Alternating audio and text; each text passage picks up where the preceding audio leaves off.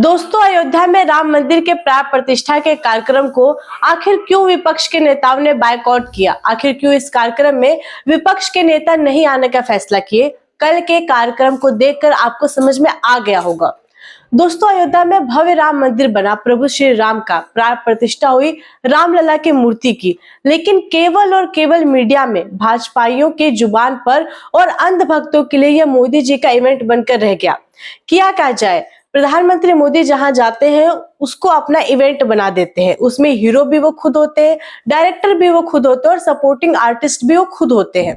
दोस्तों, प्रधानमंत्री मोदी ने जिस तरह से कल इवेंट में ग्रैंड एंट्री ली, डिजाइनर कपड़े पहन के, उसके बाद प्राण प्रतिष्ठा के कार्यक्रम में वो बैठे, जबकि वो खुद जानते थे कि 6 जजमान दंपति का पहले से चयन हो चुका था और प्रधानमंत्री मोदी को यजमान के जो नियम थे उनका पालन करने की जरूरत नहीं थी, क्योंकि 6 यजमान दंपति पहले से ही उन नियमों का पालन कर रहे थे। लेकिन इस पूरे कार्यक्रम को इवेंट ना केवल बनाया गया, बल्कि दोस्तों प्रधानमंत्री मोदी बाहर आए तो एक लंबी चौड़ी स्पीच भी दिए। उससे पहले प्रधानमंत्री मोदी ने कैसे कठिन तप किया 11 दिन का, उस तप में उनकी तारीफ की गई, उनको हाथ से चलामृत पिलाया गया।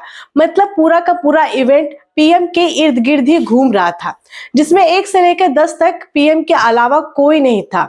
हद तो तब हो गई दोस्तों जब राम मंदिर आंदोलन के अगुआ, सबसे बड़े चेहरे लाल कृष्ण आडवाणी तक को यहाँ पर नहीं बुलाया गया। और तो छोड़िए दोस्तों, देश के राष्ट्रपति द्रौपदी मुर्मू की कमी तक इस पूरे के पूरे इवेंट में खली।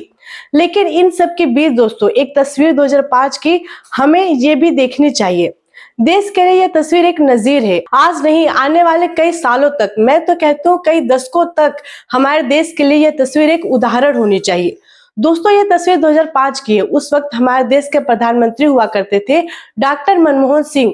वाकई में डॉक्टर मनमोहन सिंह ने एक उदाहरण, एक नजीर पेश की है कि इस मंदिर को उद्घाटन किया कैसे जाता है। दोस्तों, यह 2005 में दिल्ली के भव्य अक्षरधाम मंदिर के उद्घाटन की तस्वीर है। देखिए, इस तस्वीर में उस वक्त के प्रधानमंत्री डॉक्टर मनमोहन सिंह, जो कि एक सिख है, वो दिखाई दे रहे हैं। इसके अलावा इस तस्वीर में हमारे देश के उस वक्त के राष्ट्रपति एपीजे अब्दुल कलाम, जो कि एक मुस्लिम है, वो भी दिखाई दे रहे हैं। और इसी तस्वीर में उस वक्त के हमारे देश के विपक्ष के नेता लाल कृष्ण आडवाणी, जो कि एक हिंदू है, ये भी दिखाई दे रहे हैं। तीनों साथ में आगे बढ़ते हैं और दिल्ली के अक्षरधाम मंदिर का उद्घाटन करते हैं। दोस्तों, प्रधानमंत्री तो देश को उस वक्त डॉक्टर मनमोहन सिंह थे और दिल्ली का अक्षरधाम टेम्पल उस वक्त का सबसे बड़ा मंदिरों में से एक था। बहुत भव्य मंदिर था, बहुत बड़ा इवेंट उसके उद्घाटन में भी किया गया था। दोस्तों, तो प्रधानमंत्री डॉक्टर मनमोहन सिंह भी ये कह सकते थे कि मैं आडवाणी जी को क्यों बुलाऊं, विपक्ष के नेता को क्यों बुलाऊं, उनका क्या मतलब होता है, उनको यहाँ नहीं होना चाहिए। इवेंट में स्पॉटलाइट केवल मेरे ऊपर ही होनी चाहिए। लेकिन नहीं दोस्तों, डॉक्टर मनमोहन सिंह ने ऐसा नहीं किया। ना केवल जहां विपक्ष के नेता थे, बल्कि देश के राष्ट्रपति भी थे। अब देखिए दोस्तों, एक तरफ है डॉक्टर मनमोहन सिंह की भक्ति, जिसमें वो अकेले नहीं, पूरे देश को साथ लेकर चलते हैं, विपक्ष के नेता को भी साथ लेकर चलते हैं। वो विपक्ष के नेता जो आज मंदिर के उद्घाटन में दिखाई तक नहीं दिए, उस वक्त उनको बुलाया नहीं गया, और एक तरफ देश के राष्ट्रपति को लेकर चलते हैं, और एक तरफ है प्रधानमंत्री मोदी, जो कि बिल्कुल अकेले चलते हैं, ऐसे जैसे कोई फिल्म का हीरो हो। दोस्तों, देखने में प्रधानमंत्री मोदी की तस्वीर अच्छी लग सकती है, लेकिन एक देश के मुखिया, एक देश के प्रधानमंत्री के तौर पर क्या यह देश के लिए नजीर, यह तस्वीर बन पाएगी?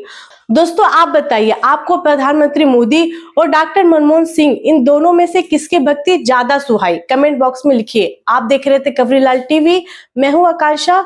धन्यवाद।